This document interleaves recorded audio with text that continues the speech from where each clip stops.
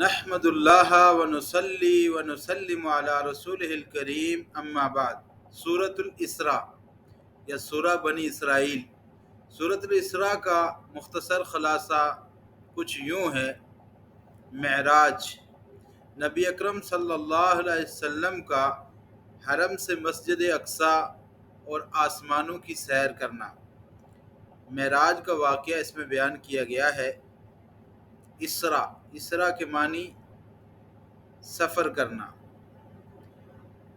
بنی اسرائیل، ان کی دو بار فساد اور ان کے انجام کا ذکر۔ ان کی دو بار فساد اور ان کے انجام کا ذکر اس میں کیا گیا ہے۔ قرآن کی عظمت، قرآن کی ہدایت، قرآن کریم کی ہدایت اور عظمت کا بیان ہے۔ توحید، اللہ تعالیٰ کی وحدانیت اور شرک کی تردید۔ اخلاق، والدین سے حسن سلوک، عدل و انصاف اور برائیوں سے دوری کا بیان کیا گیا ہے۔ آخرت، جزا و سزا اور قیامت کا ذکر کیا گیا ہے۔